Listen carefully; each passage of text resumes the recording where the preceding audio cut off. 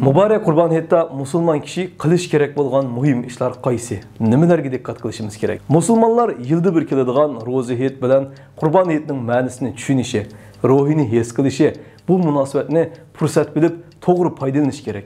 Chunki bu dinimizning belgilamasi bo'yicha musulmonlar tantana qiladigan alohida murosimlardir. Shunga tuvandagi bu nuqtalarga diqqat qilish kerak. Birinchi, Müslümanlar het ayamlarida başkalardan farqlanib turish kerak. Uyg'urlar bu kunda sunnatga uyg'un milliy kiyim kechaklarını, do'ppilarni kiyishi, başkalarının bayramlarını tabriklamasligi, farzandlarini yot millatlarning bayram murosimlariga qatnashtirmaslik kerak. Ikkinchi, hayit kunida ro'za tutish harom bo'lganlikdan ro'za tutishdan saqlanish lozim. Uchinchi, ikki hayit namoziga yuyinib chiqish. To'rtinchi, ro'za hayitda nashti qilib o'tib namozga minish. Kurban hayiti bo'lsa, nashti qilmay turib, namoz o'qib, andin qurbonlikning go'shi bilan nashti qilish mustahab. 5.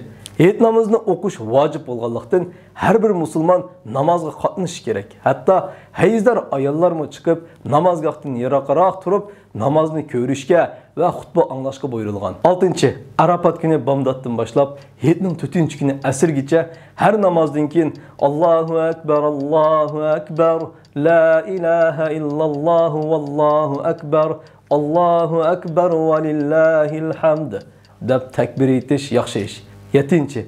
Hayit kunlari o'zaro tabriklashish, sil rahim qilish, adovatlarni yuvib etish go'zal axloq. 8. Hayit kunida chiroyli va o'lchamli kiyinish sunnat.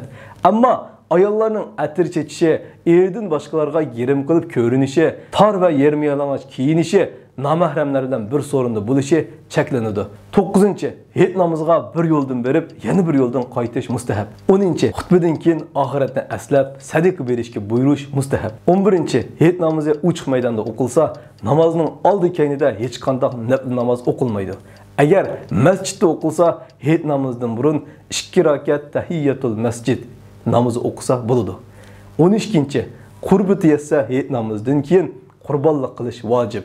13. Qurbonlik qilinadigan qo'y ayibnak bo'lmasligi. 6 oylikdan cho'ng bo'lishi lozim. O'tki bo'lsa 1 yilni, kali bo'lsa 2 yilni, to'gi bo'lsa 5 yilni to'ldirsa, ondan qurbonlik qilg'il bo'ladi. 14. Hayitda halol o'yin tomosha bilan ko'ngil ochishga bo'ladi. Shundaqdimi bu ko'ngil ochishlar harom ishlarni qilishga bog'liq bo'lib qolmasligi. Bir musulmon halol doirada ko'ngilni ocha oladigan, shodlanishi uchun haromga muhtoj bo'lmaydigan, taat doirasida o'ynab, Allohning savobini ko'zlab, dunyoda shod, oxiratda shod bo'lishga tirishadigan bo'lish kerak. Vallohu a'lam bis-savob. Fatvoda doktor Abdulaziz rahmatulloh. Fatvoning tixmi tafsiloti, aloqador dalil va izohatlar uchun Sajia to'g'riga murojaat qiling.